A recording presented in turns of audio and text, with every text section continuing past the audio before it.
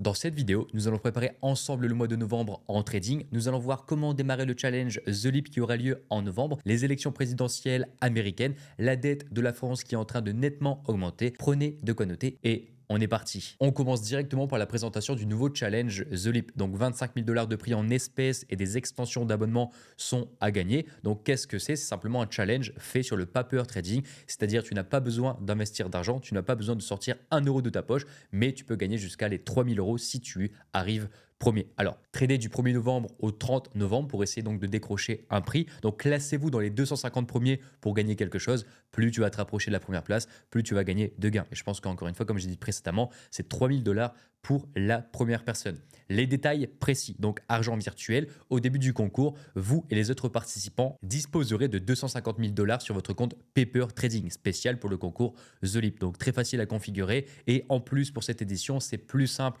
que le mois précédent parce que vous aurez tout simplement la possibilité de trader, comme on le verra après, le Forex. Donc symbole admis pour le trading. Donc 7 actifs sont disponibles pour le trading dans The Leap pour le tournoi donc de novembre. Premièrement, S&P 500. Deuxièmement, Bitcoin et Ethereum. Matières premières comme l'or, l'argent ou encore le pétrole. Et une paire de devises, l'euro USD. Le mois précédent, on n'avait pas eu de paire de devises. Donc là, ça peut être intéressant pour toutes les personnes qui ont une stratégie basée sur le Forex et notamment sur l'euro USD. Ensuite, les prix et nos champions, donc les 250 participants ayant les revenus les plus élevés à la fin du concours, donc seront les gagnants. Le premier recevra 3 000 $, le deuxième 1 500 $, le troisième 1 200 $, le quatrième 1 000 $ et le cinquième 800 $. Et vous pourrez voir donc c'est progressif en fonction de votre placement. Donc encore une fois, 250 participants auront un gain à la fin de ce tournoi, si bien sûr vous êtes donc bien classé. Et ce que je trouve très bien, c'est encore une fois comme marqué ici, aucun argent réel n'est requis, aucun compte de courtage n'est nécessaire, aucune condition est cachée et apprenez, pratiquez et rivalisez avec les autres traders du monde entier pour tout simplement gagner. Donc c'est un risque-reward où tu ne peux pas perdre, mais tu ne peux que gagner ou alors tout simplement apprendre. Donc bonne chance à vous et que le meilleur gagne. Et pour les challenges et tournois précédents, donc c'était en août, la première a gagné donc plus 10% de son capital de trading, donc accessible à tout le monde. En mai 2024, c'était plus 11%. Donc voilà, c'est pour vous dire que vous avez de la marge et si aujourd'hui tu performes bien sur les marchés, notamment par exemple sur la paire de devises euro-USD, alors tu as ta place, alors tu peux finir sur le podium. Sachez que dans ma communauté, énormément de personnes participent à The Leap, notamment Elvigno qui a fait un très bon mois, donc qui était tout simplement top 300 et je vous laisse des screens à l'écran pour vous montrer donc la participation des différents élèves ou même non-élèves de ma communauté. Bien sûr, je vous invite à avoir une stratégie claire et un plan bien précis uniquement basé sur un mois parce que par exemple, si tu trades le 4 heures, et bien tout simplement, tu n'auras pas beaucoup d'opportunités donc tu auras moins de chances de faire partie des meilleurs pour The Leap. Et concernant les règles et si tu as d'autres questions, tu peux tout simplement cliquer ici sur lire la FAQ donc du concours, tu auras toutes tes réponses et aussi donc effectuer minimum 10 transactions pour tout simplement être éligible au gain que va vous donner donc TradingView. C'est très important encore une fois, c'est la seule restriction qu'a ce tournoi proposé par TradingView. Ensuite, je vous laisse à l'écran un graphique donc présentant la dette qui s'accumule aux États-Unis. Donc 221 ans pour accumuler une dette de 12 000 milliards de dollars et seulement 5 ans pour ajouter cette même somme. Et la progression donc de la dette aux États-Unis est certes importante, mais c'est pareil aussi pour la France avec ce graphique à l'écran. Ensuite, pour les personnes qui dépassent un revenu fiscal donc de plus de 150 000 € annuels, vous aurez donc une flat tax à 37,2%. Avant, c'était 30%. Pour continuer, on a Elon Musk qui a aidé à financer donc la campagne de Donald Trump. Donc les élections auront lieu ce mardi 5 novembre et lui donc a aidé la promotion de la campagne de Donald Trump à hauteur de 75 millions de dollars. Et pour finir sur les informations de ce mois-ci, je vous laisse à l'écran la rentabilité de vos placements en 2024. Bien sûr, l'année n'est pas encore clôturée, mais je vous laisse à l'écran les stats, que ce soit pour la bourse, les placements bancaires, l'assurance vie, l'or et les devises, l'immobilier et les autres indices de référence. Et vous pourrez voir tout simplement que par exemple, si on regarde du côté de la bourse, on est en négatif par rapport au CAC 40 et si on regarde par exemple le DAX ou si on regarde le Nasdaq, on est complètement positif. Ça peut tout simplement vous laisser un aperçu des rendements des actifs qu'on peut proposer donc quand on recherche à se diversifier. Je vous laisse donc bien sûr l'image quelques secondes à l'écran, que vous puissiez donc imprimer cette image, cet écran, une photo avec votre téléphone. Voilà. Bien, maintenant que j'ai terminé de vous partager des informations donc sur ce mois de novembre, on passe directement au graphique avant-après et ensuite on verra de nouvelles opportunités. Le mois dernier et dans la vidéo d'octobre, je vous parlais donc d'une opportunité sur USD CAD, donc dollar face au dollar canadien sur l'unité de temps en 30 minutes. Une bougie est égale 30 minutes. Et je vais vous parler tout simplement donc de comment manager cette opportunité. Et cette opportunité a touché son take profit et donc a même dépassé son take profit et te laissant sortir avec un très beau ratio. Et le management était très facile à réaliser parce qu'il te suffisait simplement de placer un stop loss sous les zones psychologiques et ensuite d'accompagner le prix pour sortir donc sur la création d'un double top avec une énorme mèche, une annonce économique qui te ferait sortir donc avec un ratio exact de 4,38. Ensuite, pour la seule opportunité que je vous ai partagée, donc qui n'était pas encore démarrée, USD CHF, donc dollar face au franc suisse en 4 heures, une bougie est égale 4 heures. Je vais vous parler donc d'un scénario acheteur pour acheter tout simplement au-dessus de la zone psychologique. Et qu'est-ce qui s'est passé? Le marché est venu le 4 octobre clôturer au-dessus de notre zone psychologique, donc c'est-à-dire à 11 heures. Malheureusement, le stop loss ne pouvait être placé sous un plus bas parce que tout simplement si on mettait sous le plus bas, le ratio n'était pas bon. Donc on a attendu un pullback. Pullback, tu prends ta position ici, le stop loss en dessous de la zone psychologique, en dessous du pullback, en dessous de la moyenne mobile et tu vas mettre un take profit ici pour avoir un ratio de 4,35. Aujourd'hui, le marché a évolué à la hausse. Cependant, on est sur une unité de temps comme 4 heures et donc l'évolution va prendre du temps, mais pour l'instant, on est en profit latent de 0,5 ratio risque-récompense. Bien sûr, vous savez faire, mais pour manager l'opportunité, quand le marché va s'approcher de la zone psychologique, vous devez manager en fonction. Et si le marché donc franchit une des zones psychologiques, on accompagne le prix, on déplace le stop loss jusqu'à donc accompagner le prix du marché jusqu'au take profit. Maintenant, on passe directement aux analyses mensuelles pour le mois de novembre et c'est parti. On commence directement avec l'indice du dollar américain, donc DXY, et on peut voir tout simplement que notre scénario acheteur a été validé. Pourquoi? Parce que les mois précédents, on attendait un rebond sur la zone psychologique, donc long terme, c'est-à-dire ici, on attendait d'avoir un marché acheteur après la cassure de la zone psychologique et le marché est venu donc retester notre zone psychologique et s'en servir comme pullback. Donc à partir d'ici, comme dit dans les vidéos précédentes, il était intéressant d'acheter du dollar. Et qu'est-ce que le marché a fait? Le marché a explosé à la hausse du 4 octobre à donc jusqu'à aujourd'hui, le lundi 28 octobre. Et donc scénario complètement validé parce que pour nous, la zone psychologique allait rejeter le marché à l'achat parce que précédemment, qu'est-ce qu'a fait l'analyse technique et qu'est-ce qu'a fait ce support? Et cette zone psychologique, elle a rejeté à multiples reprises le prix sur cette zone bien précise. Et donc félicitations à ceux qui avaient le même scénario que moi. Félicitations à ceux qui regardent aussi mes vidéos mensuelles sur l'analyse du dollar parce que généralement, vous avez eu bon. Félicitations. On continue et donc premièrement, et pour vous le rappeler, mais tant que le marché ne présentera pas de figure de retournement ou alors de consolidation marquant un arrêt du marché, on sera toujours haussier sur le dollar. Donc là pour l'instant on est haussier parce qu'on a des points hauts de plus en plus hauts et des points bas de plus en plus hauts, même si on peut parler plus d'une impulsion parce qu'on n'a pas vraiment de points hauts et de points bas bien dessinés. Cependant le marché est quand même haussier avec une moyenne mobile qui l'accompagne. On commence à se diriger donc tout simplement vers le plus haut, comme celui-ci, donc les points hauts des 104,107 et le marché commence donc légèrement une consolidation entre ces deux zones. On peut le voir ici. Donc attention à ce qui va se passer dans les prochains jours et dans les prochaines semaines, surtout avec ce qui va se passer donc la semaine prochaine face à l'élection américaine présidentielle. Ok. Donc pour moi, si le marché présente une figure de retournement dans ces cases, ok, une consolidation cassure de la zone psychologique, ça serait intéressant pour voir un dollar tomber. Et faites attention encore une fois aux zones que j'ai tracées ici, parce que si on remarque bien, le marché s'en est servi à chaque fois. Ici, le marché s'en est servi comme support sur une temporalité plus faible. Ici, le marché s'en est servi plusieurs fois sur une temporalité plus faible comme résistance. Donc faites attention aux zones tracées sur mon graphique parce que celles-ci ont un impact considérable parce qu'elles ont servi donc de résistance ou de support dans le passé. Pour moi, sur le dollar, rien à signaler, toujours haussier. Néanmoins, faites attention aux figures de retournement, faites attention aux figures de consolidation et faites surtout attention à la semaine prochaine face aux élections présidentielles. On continue et pour ceux donc ayant regardé la vidéo d'octobre, on peut voir que l'euro a suivi parfaitement notre scénario, malgré encore une fois que tout est corrélé au dollar. Donc si le dollar suit notre scénario, généralement les indices vont suivre notre scénario. Mais j'avais parlé, donc je vous laisse le graphique à l'écran de avant et je vous laisse le graphique de après. Donc très intéressant pour ceux qui ont vu cette analyse et qui leur ont permis de chercher des ventes sur l'euro parce que tout simplement ça a été très profitable pour nous. Ensuite, on arrive sur l'or face au dollar américain. Donc comme on a dit les semaines précédentes, il était interdit d'aller chercher des ventes sur cet actif parce que le marché est destiné à simplement partir à la hausse sur ce genre d'actifs. Néanmoins, si on regarde l'unité de temps 1 heure, une bougie est égale 1 heure, on voit l'apparition d'un triangle symétrique de sommet avec des points hauts de plus en plus bas et des points bas de plus en plus hauts et donc marquant une contraction du marché. J'ai tracé ici une zone psychologique et si le marché viendrait à la casser, alors on aurait un point haut plus haut que les précédents et donc une continuation de tendance à la hausse. Donc moi, pour les prochaines semaines et notamment pour les prochains jours, je vais surveiller cette zone psychologique et je vais surveiller cette figure. Si le marché casse par le bas, bon, ça serait potentiellement intéressant sur des time frames, sur des temporalités très basses. Pourquoi pas d'aller chercher des ventes? Bien sûr, moi, ce n'est pas mon plan. Je vais chercher uniquement des achats sur un gold acheteur à long terme parce que tout simplement, tu réduis tes probabilités d'aller chercher des ventes sur ce genre d'actifs qui ne cesse d'évoluer à l'achat depuis quelques mois. Maintenant, donc, scénario simple, si le marché casse la zone psychologique, c'est-à-dire ici,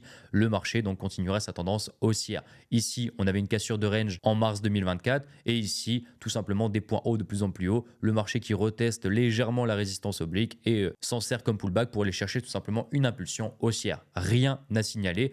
Aucune figure de retournement à la baisse et on peut continuer nos analyses. Ensuite, concernant l'indice américain, donc S&P 500, on avait eu donc la cassure de cette résistance le mois précédent et le marché vient à créer un support oblique avec un impact, avec deux impacts, avec maintenant trois impacts. Et donc continuation de tendance haussière.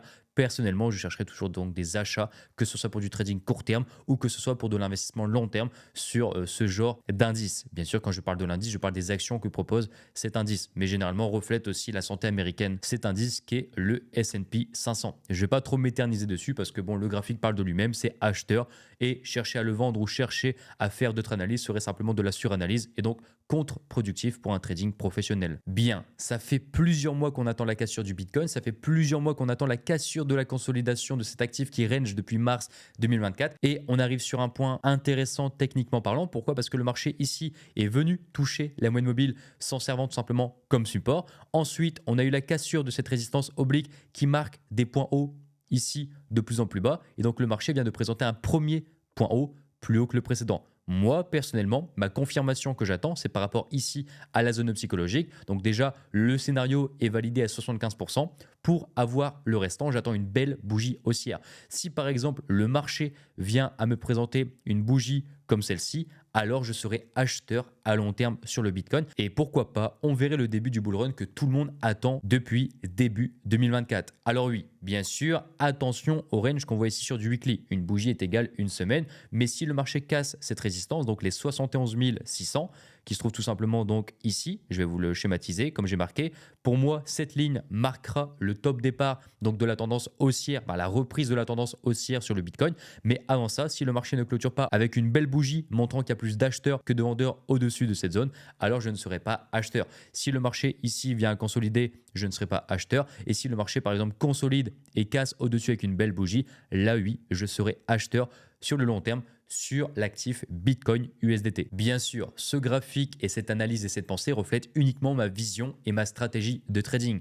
Si aujourd'hui tu trades une autre stratégie, si aujourd'hui tu utilises une autre méthodologie, ne te laisse pas influencer par ce que je viens de dire sur le graphique. Mais moi, personnellement, j'appliquerai alors ma stratégie une fois la zone que je schématise ici, 72 200, alors je serai complètement acheteur sur cet actif. Ne te laisse jamais influencer par des personnes qui ont énormément d'abonnés sur les réseaux sociaux ou même tout simplement de la notoriété en finance parce qu'elles peuvent induire en erreur tes plans et c'est pas moi qui va t'influencer, ok? Moi, j'ai mes propres analyses. Maintenant, si tu utilises mes méthodes, c'est normal que tu aies la même analyse. Mais voilà, on continue et je suis bien content que cet actif commence à sortir de son range. Avant de passer aux nouvelles opportunités, je voulais vous expliquer quelque chose. Donc, même si une opportunité est gagnante, donc en trading, il ne faut jamais changer les paramètres de la stratégie et qu'un échantillon, donc un trade, ne veut rien dire.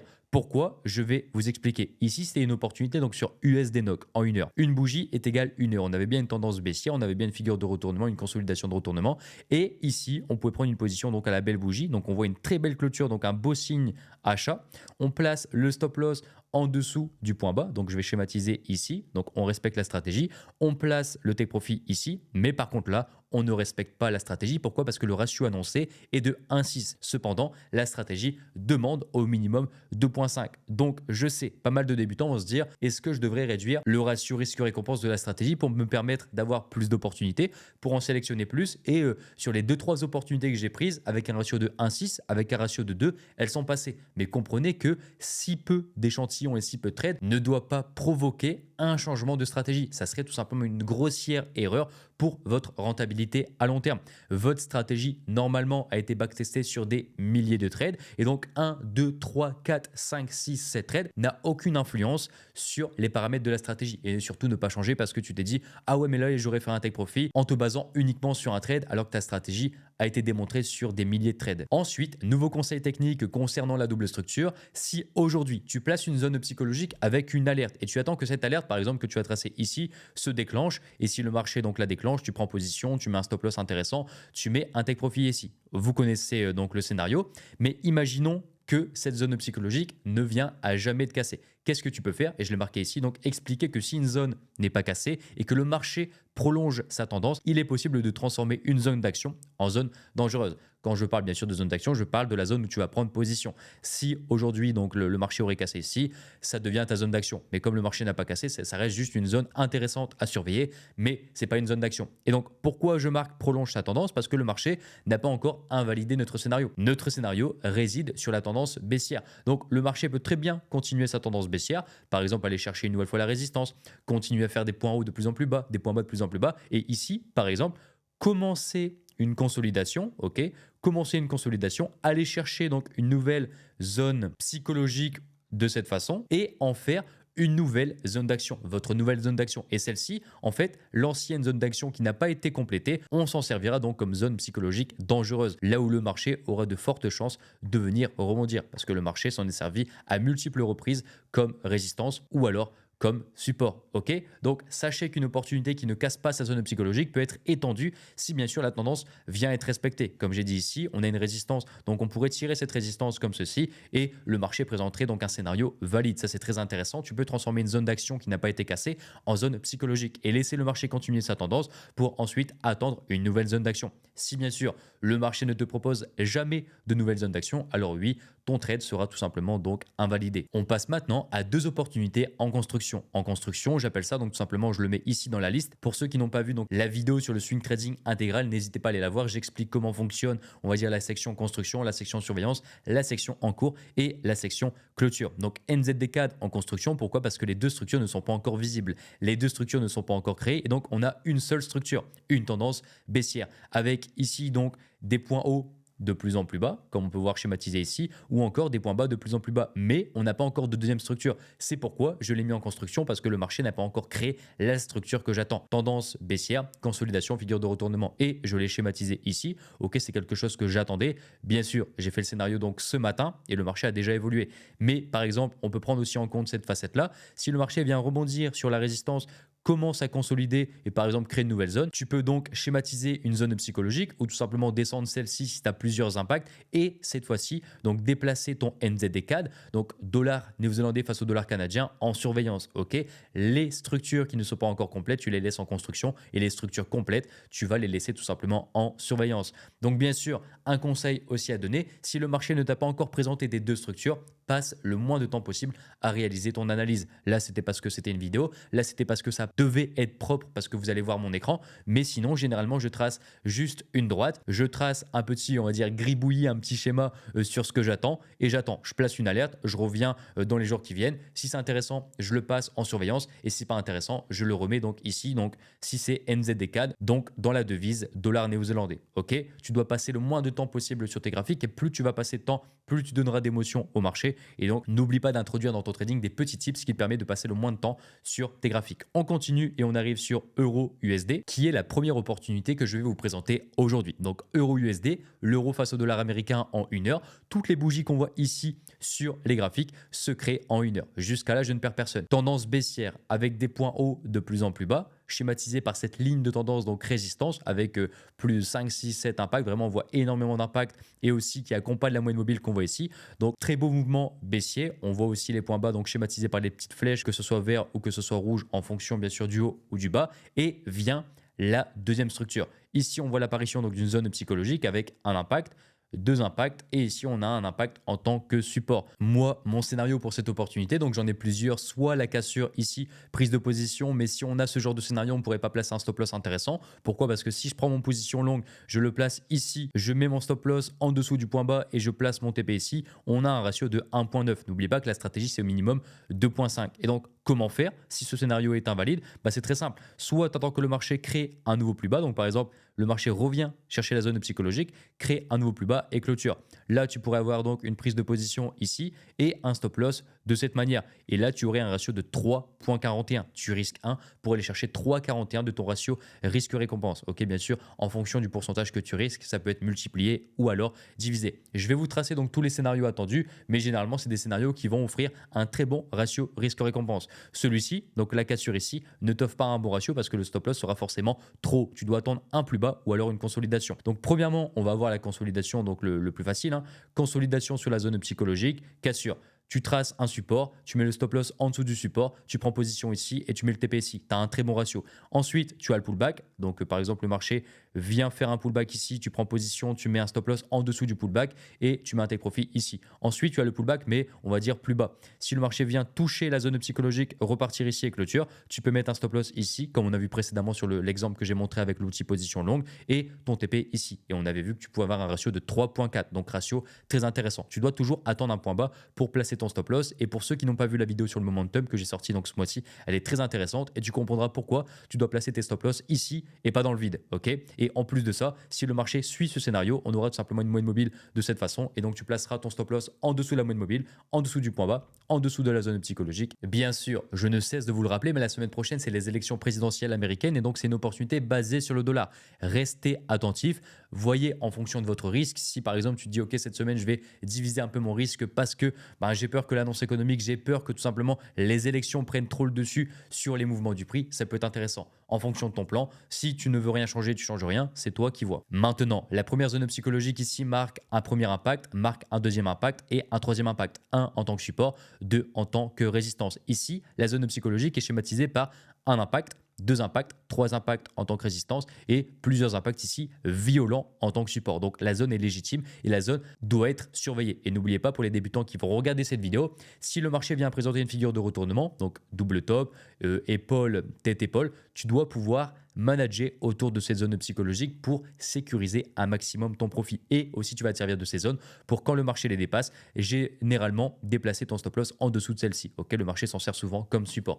Et le take profit, lui, est placé donc au début de la tendance baissière. Les chiffres ronds sont donc 1,1 et 1,09 qui sont les chiffres ronds sur ce graphique. On passe à la suite et donc c'est une opportunité similaire, mais la livre sterling face à l'USD, l'euro USD et le GBP USD. Donc soit tu prends les deux positions avec un risque divisé, soit tu en prends une des deux avec la devise qui te plaît le plus. La zone psychologique comporte un impact en tant que résistance, deux impacts en tant que résistance, trois impacts en tant que résistance. La zone psychologique ici a très bien fonctionné, support, support, résistance, résistance, support, résistance. On voit qu'à chaque fois que le marché est venu dessus, on a eu de fortes réactions. C'est pourquoi la zone a été tracée ici.